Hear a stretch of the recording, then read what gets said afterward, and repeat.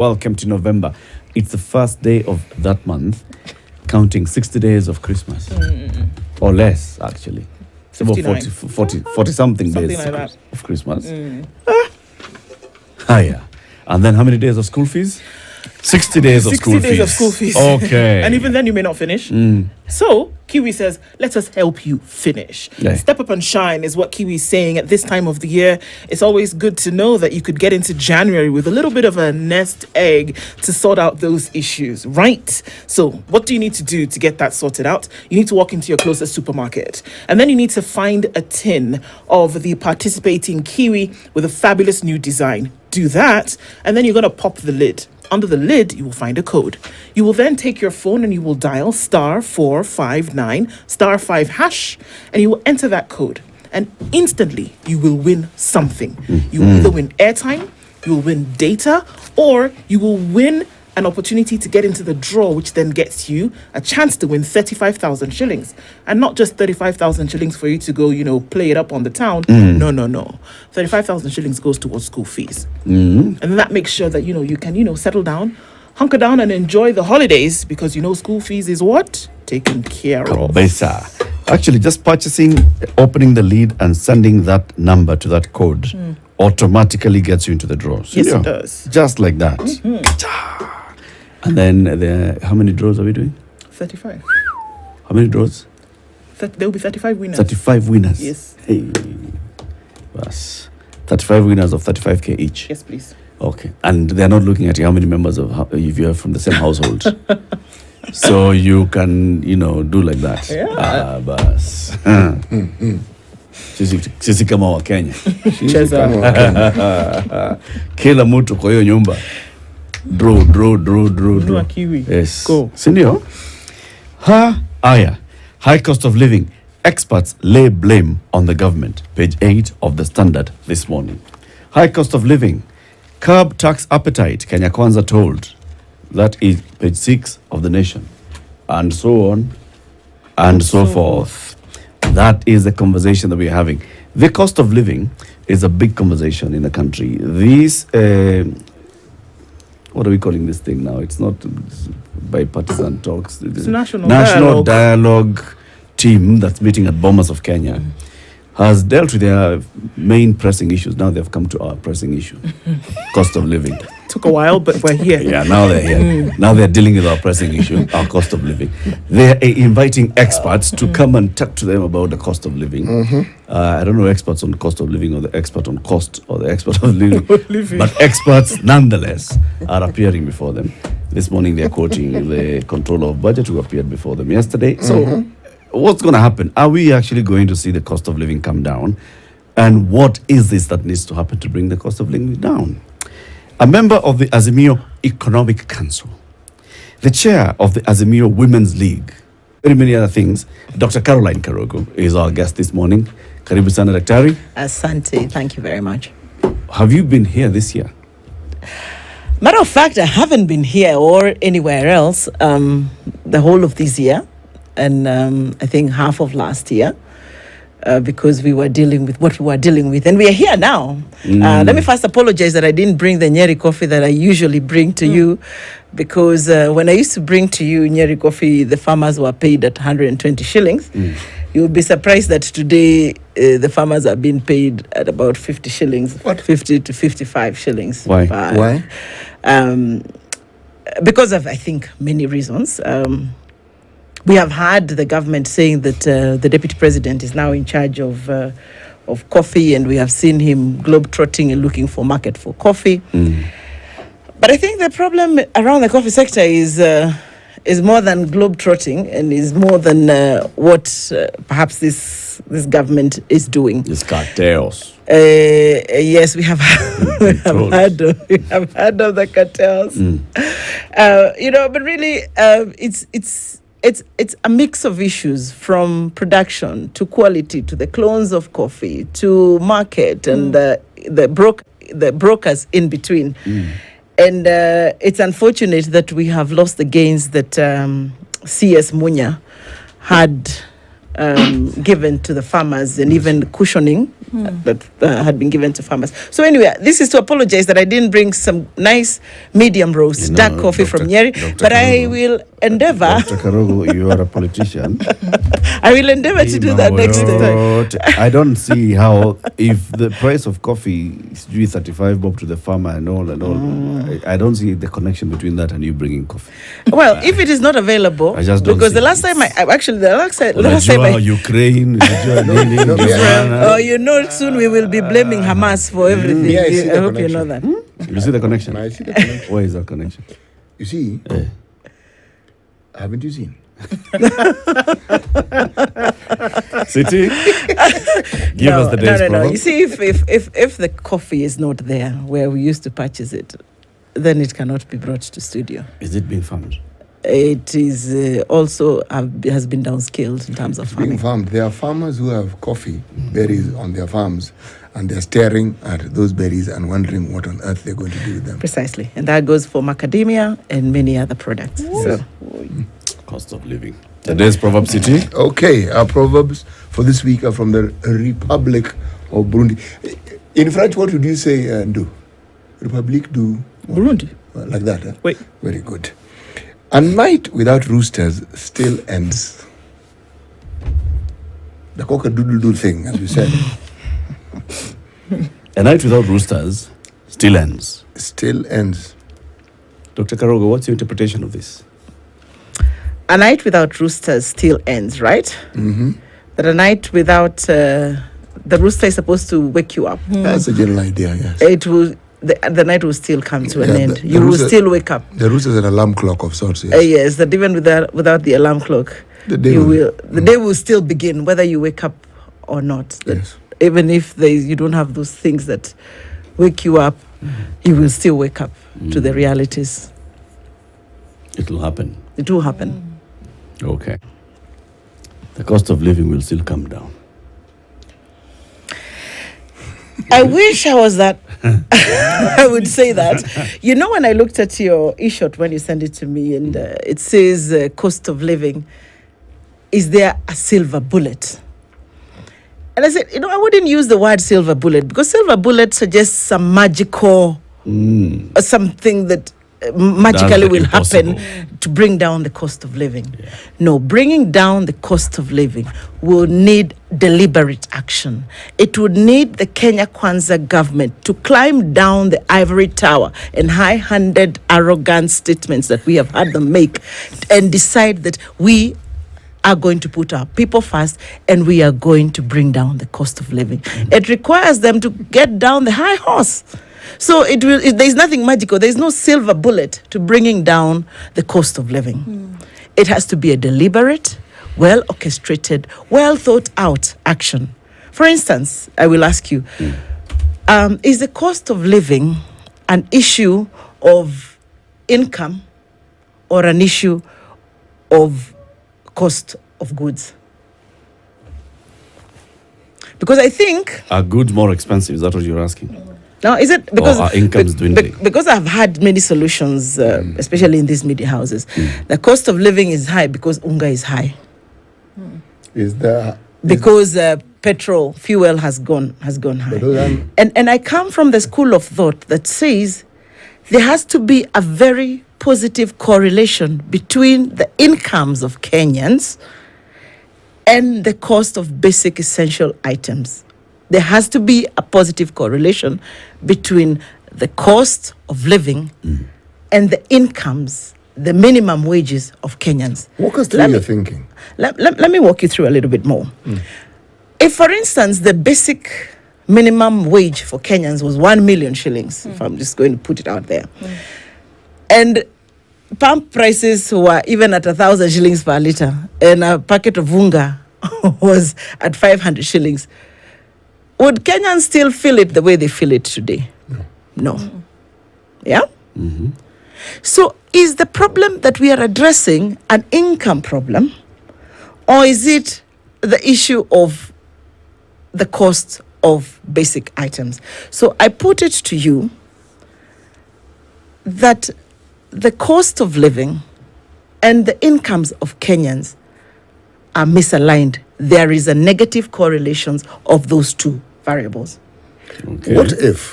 What if you had a situation where the Kenyan, instead of earning $1 million, minimum wage is 200 shillings? Yes. But production in this country is at an abundance, so unga costs 5 shillings.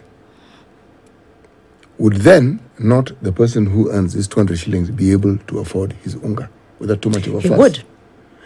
There's this little detail. I keep hearing, there's a word I hear from people who study economics called inflation, okay?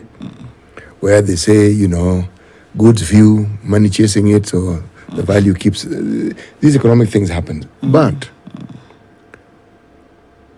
if we start with the fundamentals, do we actually have enough food in this country to feed Kenyans?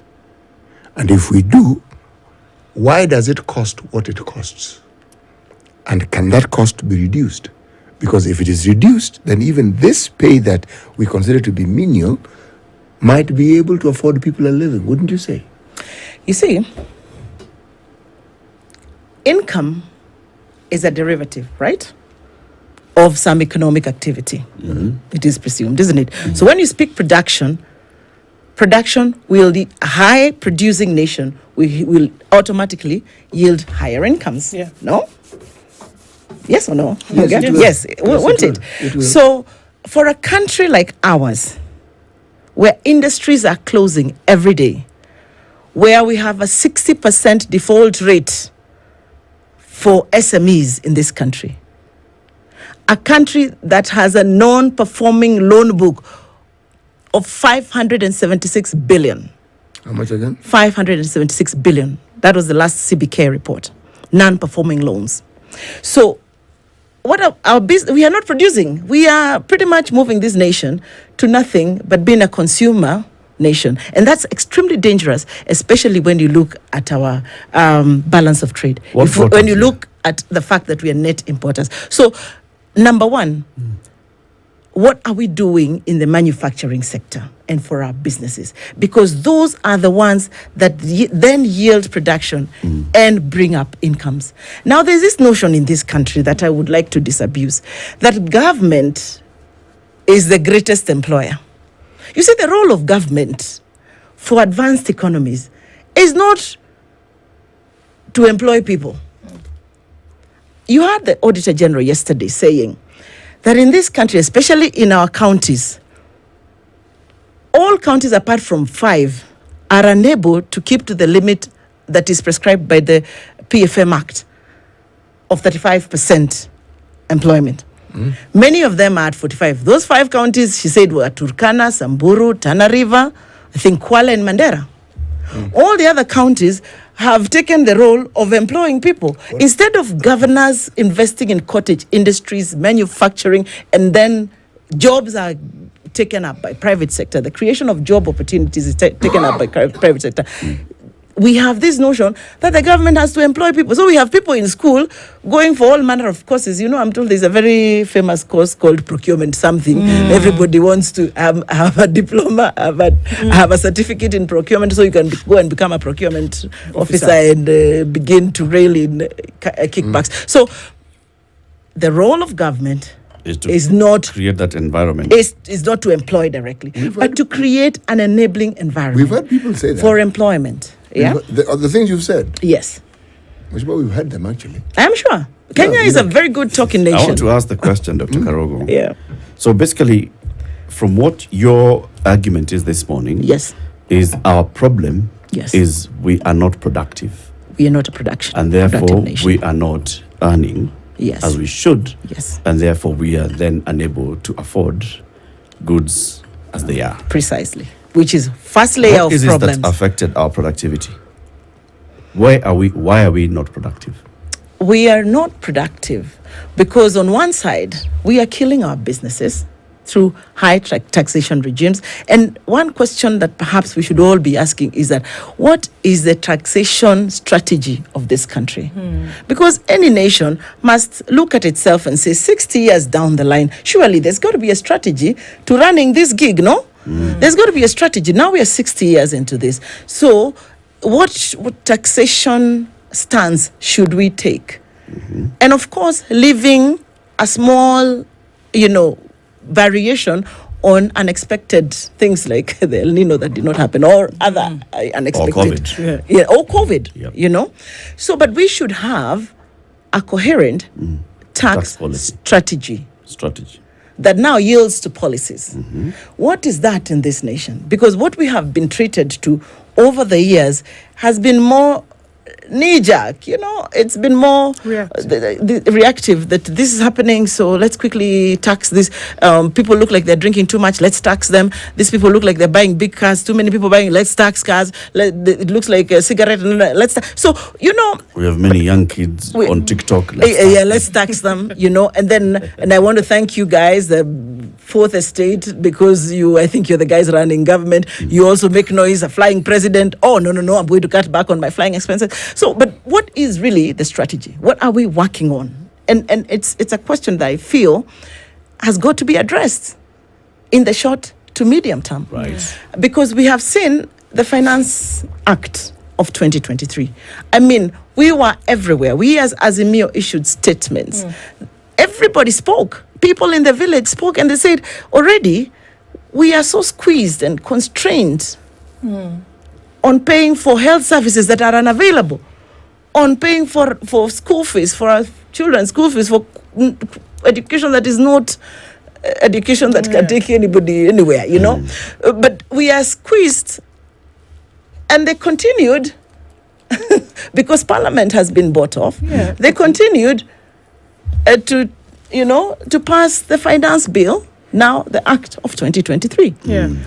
Dr. Karugu, yes. Even as you say this, it's clear that Kenyans are biting, the bullet right here. Yes. On this particular issue of the cost of living. It doesn't matter where you look, that because then you see rising prices of fuel, you see rising prices of basic commodities and all of that. Kenyans are a lot more strained than they were even just 12 calendar months ago. Right. Just progresses. Right. From this national dialogue, then, it would appear as though there is the belief that there is an answer or there is a solution to this. But we're not seeming to hear exactly what that solution is. All right. So what is it? What is it that we can apply that's going to get us at this place then when it comes down? Fantastic.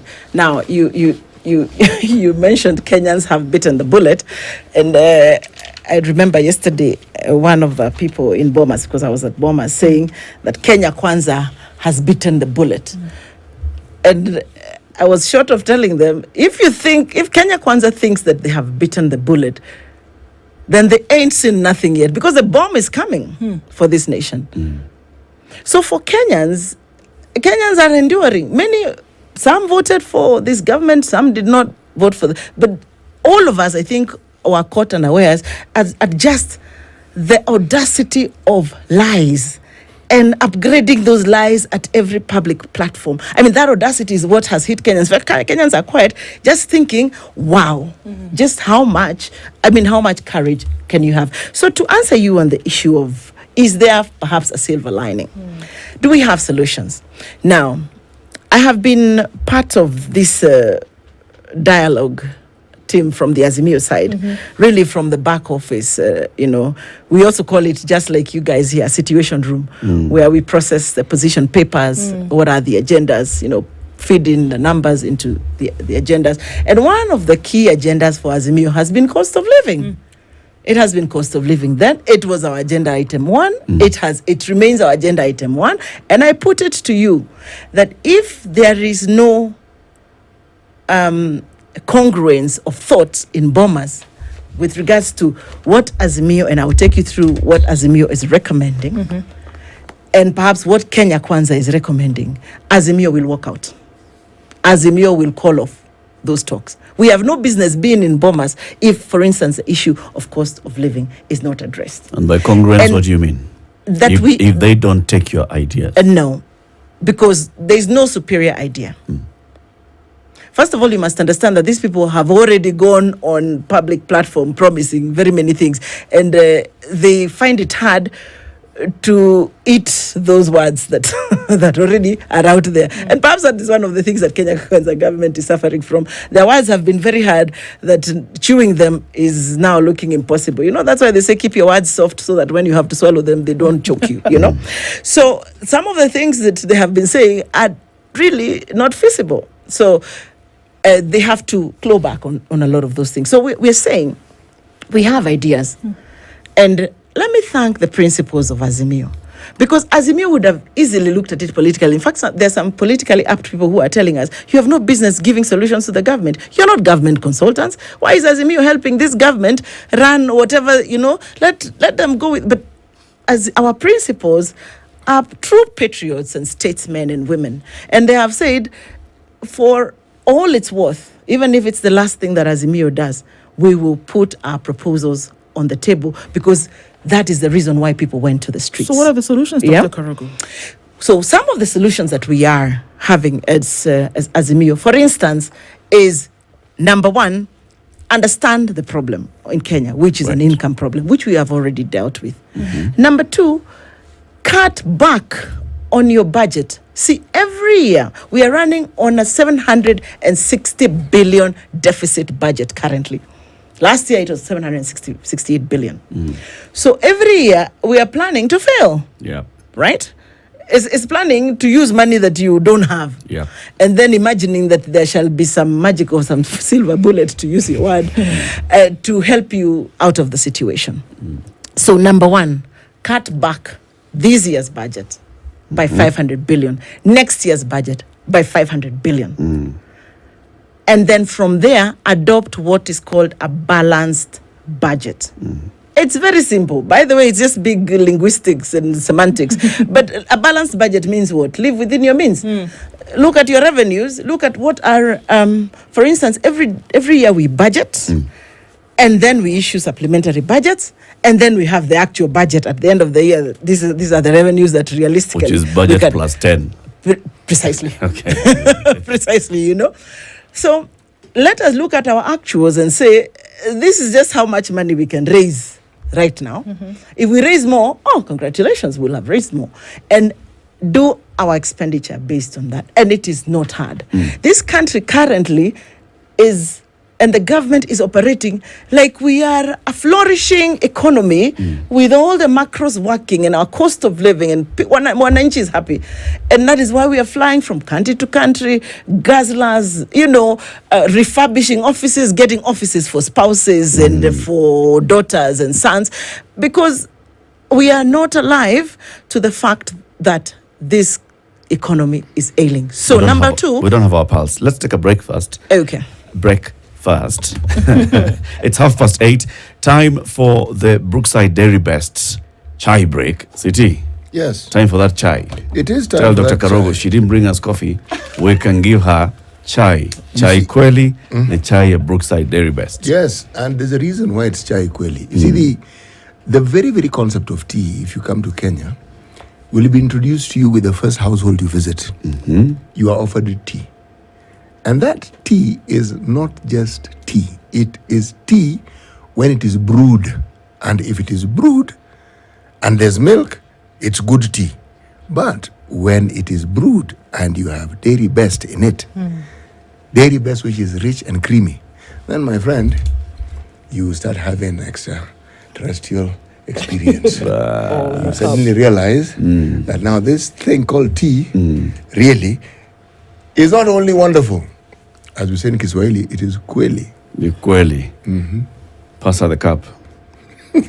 Patia yeye kikombe. Unaona hii kikombe? Ninaona hii kikombe. Imeandikwa nini? Imeandikwa chai kweli ina Brookside Dairy Best. Abbas. Yes. We'll be back shortly with Thank Dr. you. Caroline Karugu. She's a member of the Azimio Economic Council and chair of the Azimio Women's League, talking about the cost of living. What's the solution?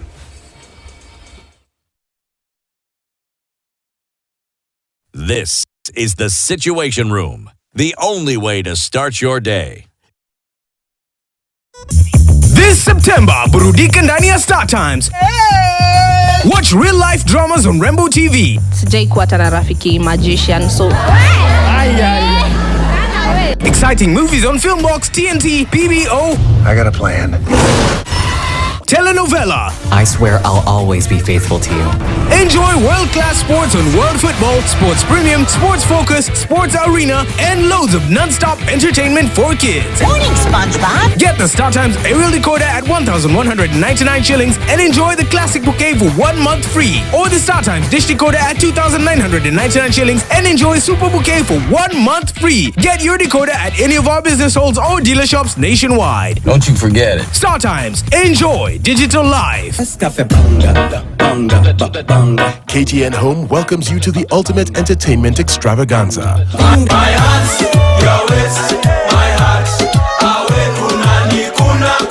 We've got the hottest shows and the biggest stars.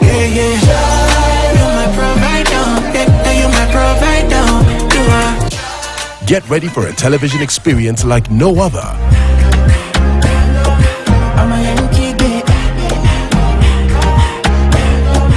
The perfect balance of excitement, suspense, and pure entertainment.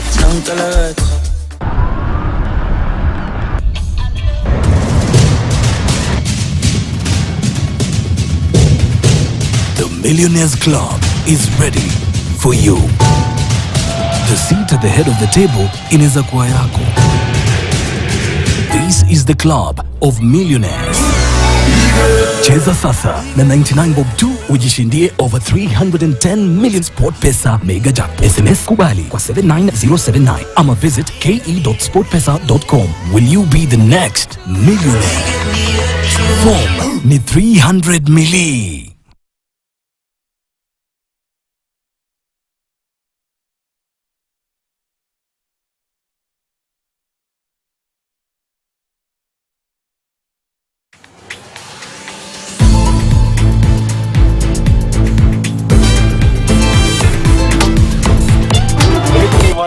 You name it, eh? Anything. And Unafaa kuchunga Kenya unasema around this girl. I'm confused. hey, Madam, gari ni 750. Sasa tuambie mwingine akupatie rwabe. Mimi sina. Mwambie mwingine ana rwabe. Usitense. Hii bado ni mambo ya sukari. Yeye ulalanga tu hivyo. osha gari, osha kila kitu. Mbona behave ni kama mbeba maiti ya hii?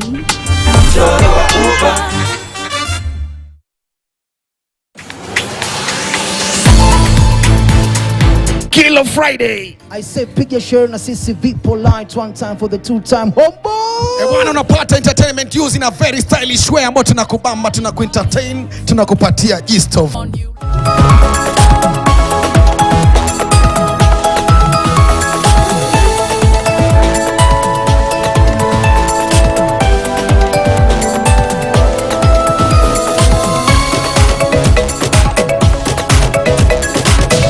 KTN, welcome home. Issue. One of them you've said is, number one, let's identify the problem. We have an income problem. Once we're in agreement that shida yetu ni malaria, then let's go into, okay, so how do we treat this malaria? And you two is cut back on expenditure. Immediately cut back this budget from 3.6 trillion shillings by 500 billion shillings. And then progressively cut back budget until you get to a balanced budget. Right. Okay. And then number three. Number three, stop this borrowing spree. Stop borrowing. Just stop it. Really. Okay. Just stop it. And if you don't, the market will stop you. And already the indications are out there.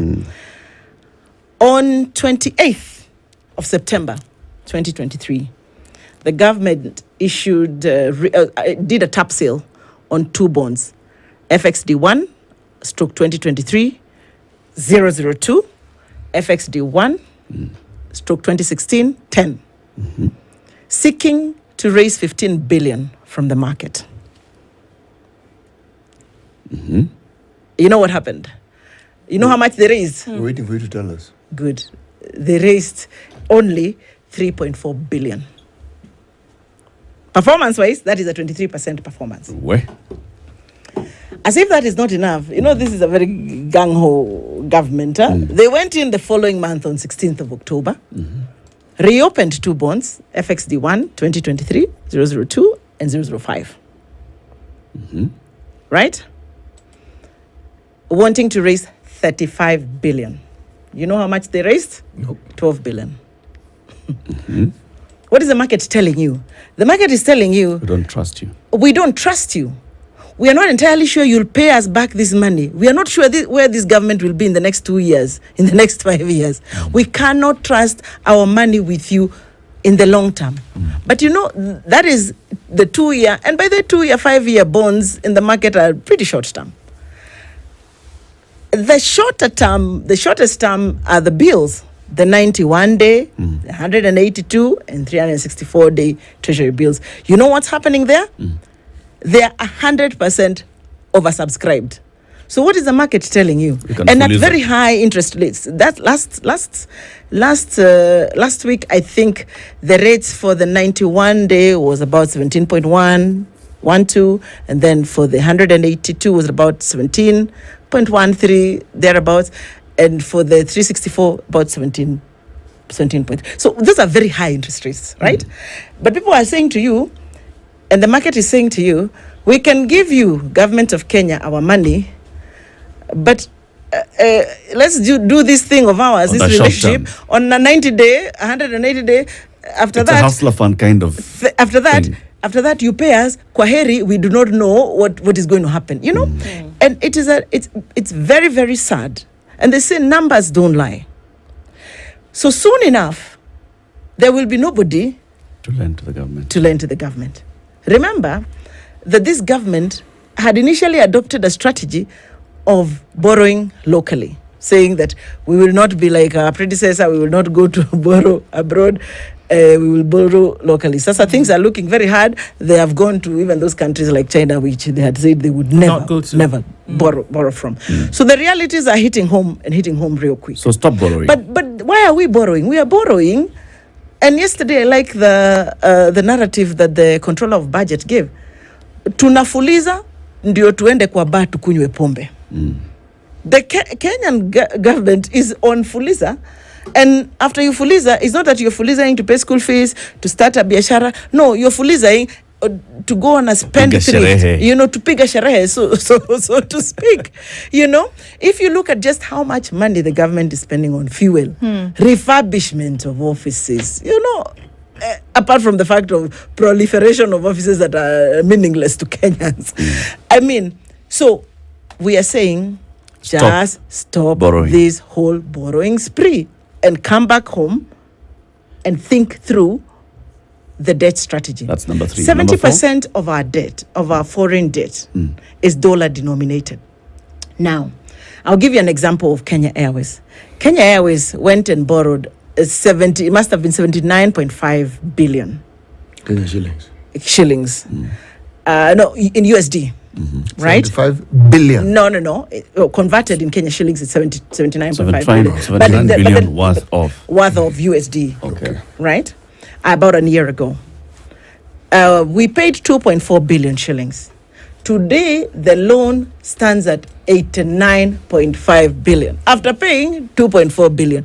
You know what has happened? The exchange rates have done us in. So Kenya's debt, which 70% is dollar denominated, is going through that Kenya Airways story, that our debt continues to increase. So what we can do before we deal with the interest rates is to fast cap the borrowing. Right? Okay. I hope we are together with that. We are together. Right? I am.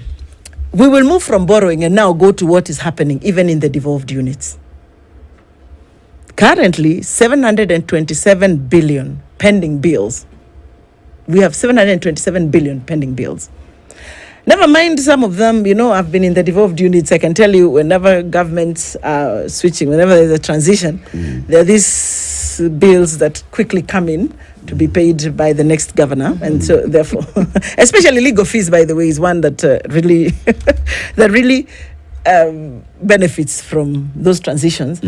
And so we have to really find out how many of these spending bills are actually work that was done and delivered.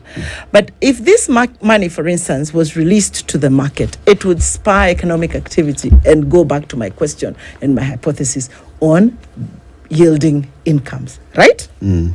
All right. There is a loophole that we have seen in Article 223, which is on supplementary appropriation. this is a loophole that is used by national government and by all accounting officers to use money To and spend then money without authority. without authority, and then account for it later because it's in the law, it's acceptable, and and one of the things we are saying is that we must amend, even if it is a PFM Act, so that we have stringent procedures on how to go about, for instance, disaster management. We say there is El Nino, money is put aside, money has gone. Now we don't have El Nino, we don't have the money. Where do we go? Yes. And also, they're covered by the Constitution. Where do we go? So we need, the legislative action. For that. For the pending bills, I know that we have the prompt payment bill that's been someplace in Parliament, just doing its round, and we are calling, for quick enactment of that bill. Now, there is, over the years, we have seen poor choices and poor forecasts on, like I said, on revenues and on expenditure. That's got to come to an end. But the living within our means is no longer an option. It's no longer an option. It's just what we have to do. These things that you're saying must happen. Yes. Dr. Karugu, when City was saying we've had these things before. Yes. All these stories, yes, we've heard them before. I am sure. Right? And all these stories have been told of this government. They were told of the previous government. Right. But they didn't seem to listen. Good. Why doesn't it listen? Now, Azimio, yes, the partner parties of Azimio include ODM, Jubilee, DAP Kenya, NAC Kenya, and others. Jubilee, DAP Kenya, they were in that government that was doing all these things. That was increasing annual budget by over 500 billion shillings annually for 9 years. We left us at 3.2 trillion shillings. That was borrowing and borrowing and borrowing and ending up in the bar drinking most of it. That was not prudently managing our finances. Those are the ones that are advising this government now. And we expect that they're going to have a commonality of purpose that will benefit us Kenyans. And considering that very many people in this current government who also happen to be in the majority party were also in Jubilee. Yes. That's what I wanted to correct. Birds of the same. My friend Latif. There are people. If there is a proportion of this country that has never been in government, it is that sits in Azimio. Azimio has more parties that have not been in government than Kenya Kwanza. Kenya Kwanza are very smart people. All they did is switch positions quickly and hoodwink Kenyans into the next election. But if you look at it, everybody, almost 60% of those who sit in cabinet, making serious policy decisions, were in former parliament, or in the parliament. Your own William Ruto was a deputy president. And deputy party leader. Yes. Gachagua was member of parliament. So, who is fooling who? That's the question I'm asking. So this thing. That's the basis of my question, Dr. Karugu. Yes. All right? Yes. The people who are sitting across the table as Kenya Kwanza, and those that are sitting on this other side of the table as Azimio, same people. Same. Those that will argue and say, we are not in government, all right, you are collaborating in parliament. When budgets were rising from 2017, 2018, 2019, 19, 20, 21, 22, those budgets that were passed in collaboration between the then ruling and the then opposition factions of parliament, who are now sitting across each other at the table. And these are the guys on this side are saying, reduce borrowing. You approved borrowing for the last 9 years. You're saying, stop overspending. You approved overspending for the last 9 years. They look at you and they're wondering, True. Let me say this. It's like somebody with whom you were in the club last night come and tell you, stop drinking. You look at somebody and were we not together? I know. In fact, you bought for me. Last night. So this is what I want to say about that issue. I think let's separate issues here. If we now go into personalities, and this country will go to the dogs, because we will start pointing fingers. But me, I was not there. But then this one was there. I mean, I don't think that is where we should go as a country. Is to establish that we have a problem, and that problem is not because of anyone in particular. it is a problem that has built up over time. So do we sit and start saying, it was this, no, it was this? As Azimio, we are saying, these people had a chance to reverse what they thought the other government was not doing right. In fact, they campaigned on the ticket of reversal of those bad decisions. And Kenyans elected them on reversal of those bad decisions, those so-called bad decisions. But what have they done? They have continued with those bad decisions that they were campaigning. So we have found ourselves where we are. How do we get out of the hole? Do we get out of the hole from taking the stance which, for instance, in this national dialogue talks Kenya Kwanza had taken, that listen, we are the ones in charge, you wait for your turn to be in charge, we are in charge, we have a strategy on this issue of cost of living, let us take Kenyans on this dwindling path and leave us alone. And Azimio stood up and said, which Kenyans? Because Azimio then will need our own country where our people will not be taken through this dwindling path that you want to take your people to. You know, so we had that standoff. And they got to a point that they said, okay. So what are your proposals? So now let's call experts. I was in that meeting yesterday. Unfortunately, the CS Treasury could not come. The CS Energy could not come. Apparently, they're hosting the King. So we're waiting for them to finish hosting the King. And then we're going to hear from Treasury. We're going to hear from the Ministry of Energy on what then are the solutions they have, so that we compare with the solutions we have. But I say unto you that for us in Azimio, the issue of cost of living just has to be dealt with, or we will go back to our people and tell them we did our part. Sasa kazi kwenu, you know? So is the team going to ask Kenyans? Because when you call the Minister for National Treasury and Planning, yes, he's the one who brought the Finance Act bill to the House. Oh, Eric, you must have missed that phase. No, you must have missed that phase, Eric, because Kenyans were invited to submit their views in memorandum. Civil society submitted, Azimio submitted. Different groups submitted, and they were listened to. In fact, I attended those sessions. And thereafter, this is now the process that is happening. That thereafter, after all these views were put together, now they're looking at Kenya Kwanza and asking them, you have had Kenya Association of Manufacturers, you've had KEPSA, you've had, economists, you've had Kenyans. What do you have to say? That is what is currently happening.